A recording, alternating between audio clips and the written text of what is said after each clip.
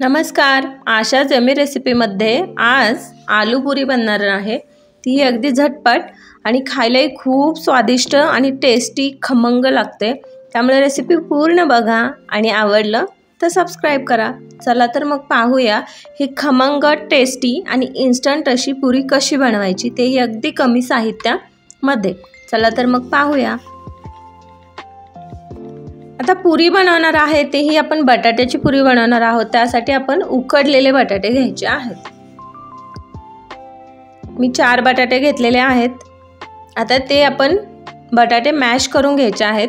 तुम्ही मॅश करा किंवा किसणीने असं किसून घेतलं तरीही चालेल।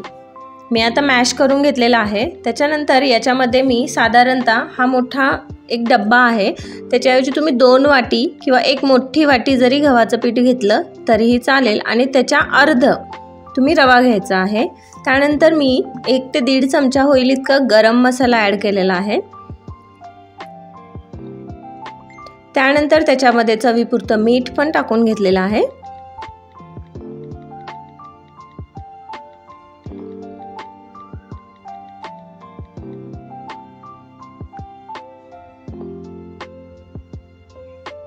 चवीपुरतं मीठ टाकल्यानंतर त्याच्यामध्ये मी जिरा टाकून घेतलेला आहे। तो अख्खा जिराच आहे आणि त्याच्यामध्ये चिमूटभर हळद आणि जो आपला भाजीचा मसाला असतो कांदा लसूण मसाला, तोही याच्यामध्ये थोडासा ॲड करून घ्यायचा। त्याचा पण खूप छान फ्लेवर येतो याला।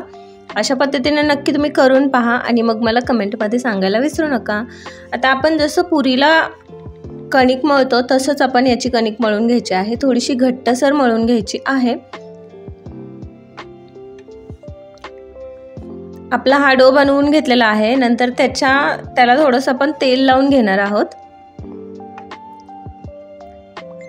तेल लावून घेतलं की एक 4 ते 5 मिनिट आपण झाकून असंच ठेवायचं आहे आणि नंतर आपण याचे छोटे छोटे पुरीला गोळे बनवतात तसं बनवून घ्यायचं आणि त्याच्या छानशा पुऱ्या लाटून घ्यायच्या आणि तळून घ्यायच्या।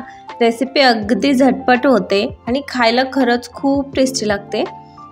रेसिपी पाहिल्यानंतर करून पण पहा म्हणजे तुम्हालाही समजेल।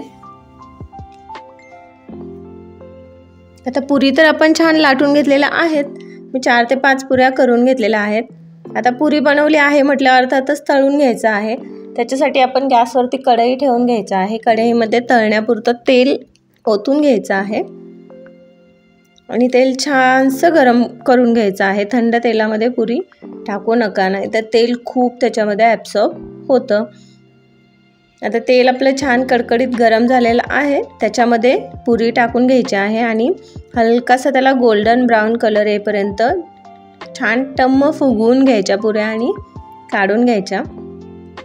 खायला रवा टाकल्यामुळे ही पुरी थोडीशी क्रिस्प पण असते, कणकेमुळे थोडीशी सॉफ्ट असते, टेक्स्चरही खूप छान येतं या पुरीला आणि खायलाही खूप खूप टेस्टी लागते। खमंग अशी ती पुरी आहे। दुपारच्या वेळेत खायला म्हटलं किंवा मुलांच्या टिफिनला द्यायचं म्हटलं तरी हा एक छान उत्तम पर्याय आहे।